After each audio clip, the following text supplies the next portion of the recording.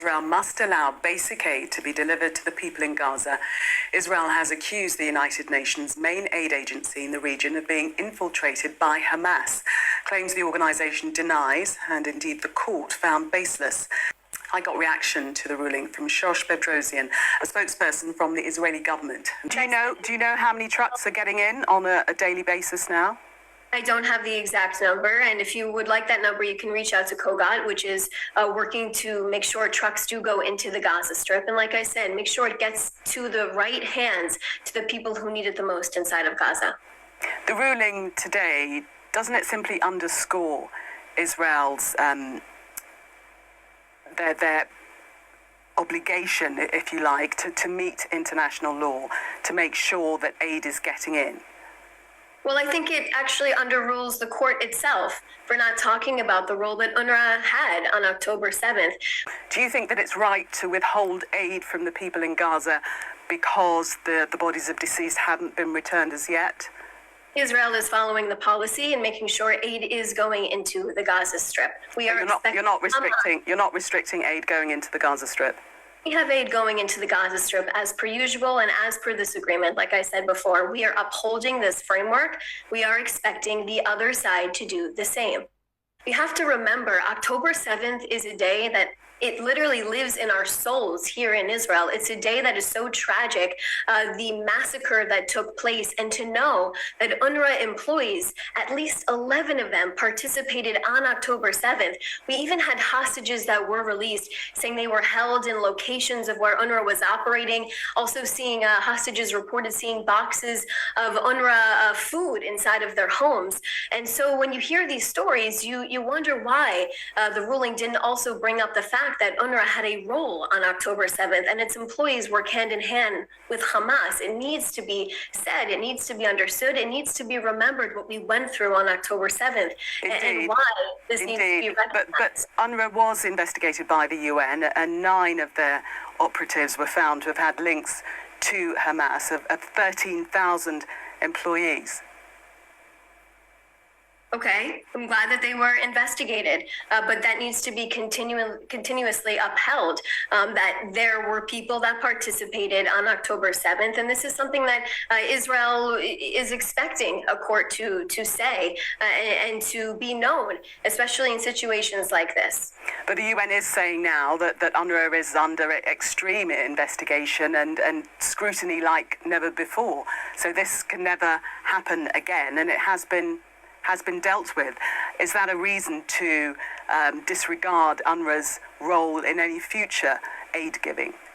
Well, the United Nations has been against Israel for an extremely long time. Prime Minister Netanyahu was just there at the United Nations General Assembly standing up when countries and diplomats decided to walk out and not hear what the Prime Minister had to say. He stood up and he talked about the achievements that Israel needed to do in order to get to the place where we are now, which is an incredible moment. This was something that was predictable. This was bound to happen. The biggest disappointment, of course, for us is that UNRWA was not called out for working with Hamas terror operatives, specifically on October 7th, and having a hand-in-hand relationship between UNRWA and Hamas itself.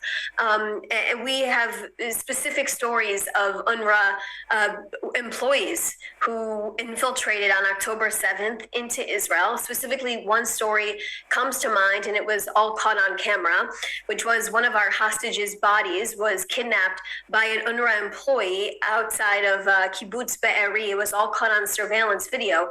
So the fact that this ruling does not talk about the role that Hamas has inside of the UNRWA spot here, it's disappointing for us to see something like this. To the ruling, basically what it says is that Israel is obliged to facilitate the delivery of humanitarian aid to the Gaza Strip by the United Nations and its entities to ensure the basic needs of the Palestinian civilian population are met.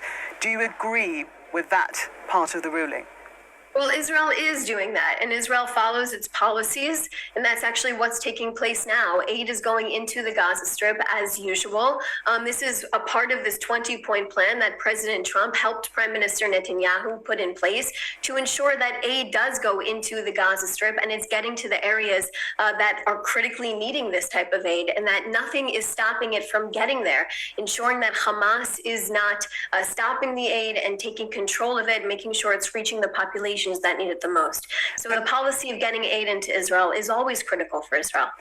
But the point is enough aid getting into the Gaza Strip? Dr. Tedros from the World Health Organization is quoted as saying that really there should be 600 trucks a day going into the Gaza Strip, and it's nowhere near that. Possibly at maximum 200 are getting in. So it's less than half of what should be the optimum amount to get aid to the people that need it. Sure. Well, I'm hearing that the numbers are actually up to where they should be, and that the aid is continuing to go into crossings like Kerem Shalom. And there's even possible options, I believe, of more crossings opening in the near future as well. But everyone needs to realize there is a ceasefire that is in place at this point in time. With the help from President Trump diplomatically, from Prime Minister Netanyahu's efforts militarily, this is where we are. So the United Nations... Sorry to interrupt. We are running out of time. It is a very hopeful moment, but part of that peace agreement with Donald Trump was to allow full aid into the Gaza Strip, and that's simply not happening. It's being restricted at the moment, isn't it? Well, I would like to pose the question to you. Where are our 13 deceased hostages, and why have they not come out yet? That is the question I'd like to pose under this 20-point plan. There was a commitment made by Hamas that they would release all 48 of our hostages. 20 of our living hostages have come out so far.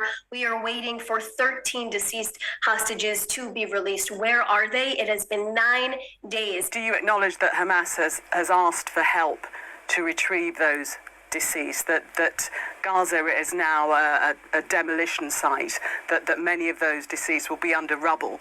Perhaps some of the people that are responsible for their killings, they are no longer alive and don't know where the bodies are. Today's ruling is non-binding, but will put further pressure on Israel to lift its restrictions. Don't know where they are. Do you accept that Hamas is wanting to retrieve these deceased? I don't accept anything Hamas is. It's a terror organization, and no journalist should accept anything that they have to say. They have been holding hostages. They are holding their own people hostage. They are a terror organization that is executing their own people in the center of streets inside of Gaza. It is something we are watching very closely here in Israel. Can you imagine those videos that are coming out of men being blindfolded with their arms bound behind their back, getting executed in the streets inside of Gaza for refusing to support Hamas, a terror organization who has inflicted immense pain on the Palestinian people? The International Court of Justice says Israel must allow basic aid to be delivered to the people in Gaza.